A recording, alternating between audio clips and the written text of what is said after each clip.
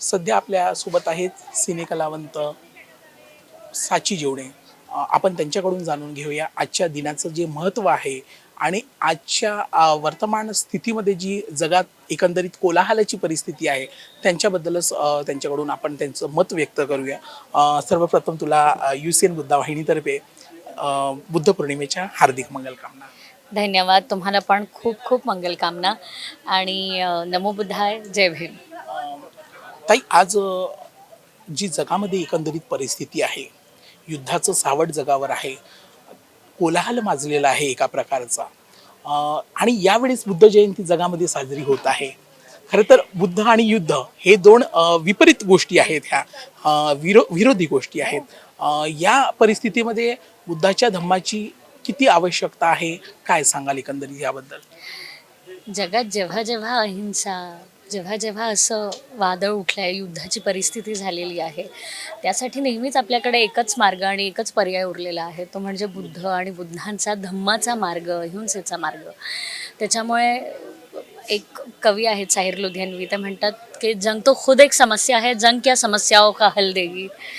तो अभी जो दुनिया में जो भी सिचुएशन बनी हुई है वॉर की, इसके लिए we have only this peaceful way of living our lives and that is the dhamma that is taught to us, perceived to us from doctor Babasaheb Ambedkar आणि बुद्धांकडून तो आपल्याला आलेला आहे. तर आज तर खैर अजून विशेष आहे, म्हणजे कामगार दिवस आज आहे, आज महाराष्ट्र दिवस आहे आणि बुद्ध जयंती. एकंदरीत तीन गोष्टींचा आज म्हणजे एक अच्छी बात है कि आज हम अलग तरीके से इस दिन को मना रहे हैं. कामगारांसाठी हक्क मजबूत करणारं आपलं संविधान, ते लिहिणारे आपले बाबासाहेब, बुद्ध आणि आपल्या महाराष्ट्रातली एकंदरीत आंबेडकरांची चळवळ, हे सगळं पाहता आजचा दिन विशेष आहे सगळ्यांसाठी. आणि मला आणखी एक प्रश्न विचारायचा आहे की समाज माध्यमांचा खूप मोठ्या प्रमाणात वापर होतो आहे. मुलांचा पेशन्स लेवल देखील संपलेला आहे. तुझी पिढी असेल, माझी पिढी असेल किंवा आपल्या आईवडिलांची पिढी असेल, त्यांच्यामध्ये पेशन्स लेवल खूप मोठ्या प्रमाणात होता. वाचन क्षमता आता कमी झालेली आहे, त्यावेळेस खूप जास्त होती. त्यावेळेस तू आजच्या युवकांना काय संदेश देशील, विशेषतः समाज माध्यमांचा आभासी विश्वामध्ये जगणाऱ्या युवकांसाठी?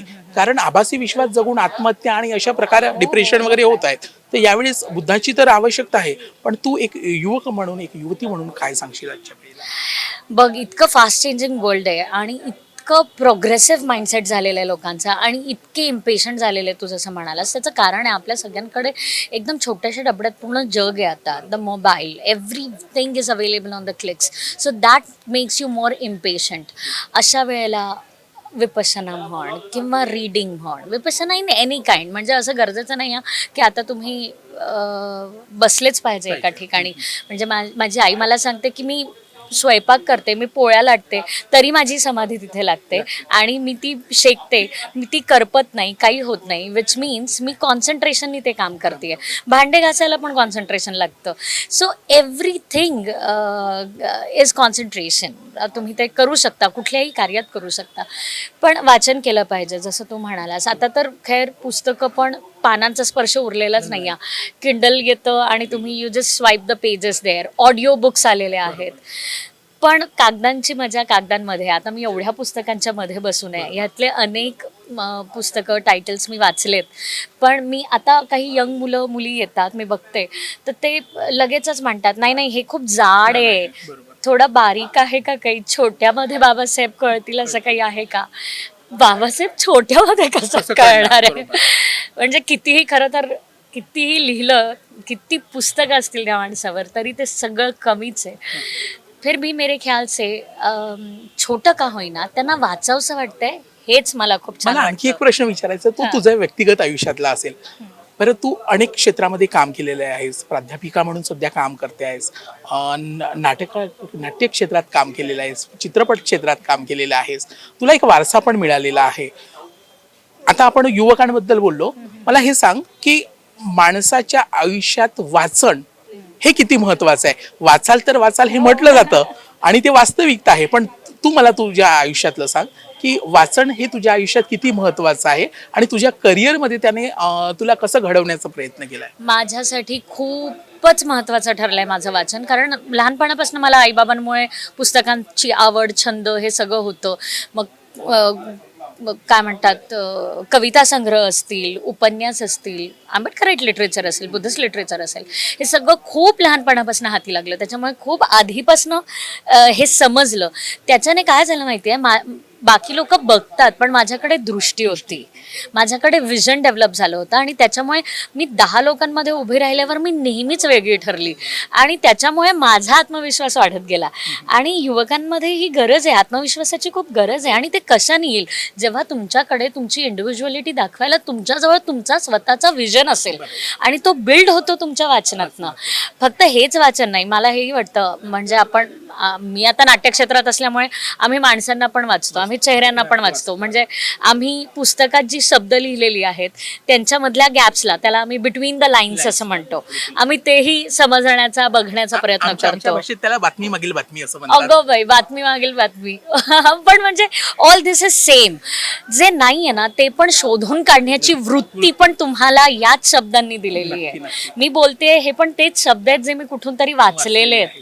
सो शब्दांची ताकद खूप मोठी आहे, खूप. शब्दांनीच पेटतात घरे, दारे, देश आणि माणसे सुद्धा. वामन निंबाळकरांची ओळ आहे. बरोबर. आणि शब्दच जवळ आणतात माणसांना एकमेकांना. आजच्या युवकांना आजच्या महत्त्वाच्या दिनी काय संदेश देशील? कारण आता तू म्हणालास म्हणून मी हे सांगेन की वाचा, खरंच वाचा.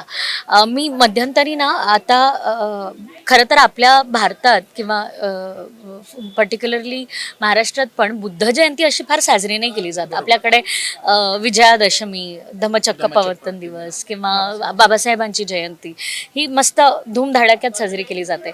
पण आता ह्या वेळेला मी बघते की बुद्ध जयंतीसाठी पण लोक ॲक्टिव्ह आहेत, त्यांना यायचे.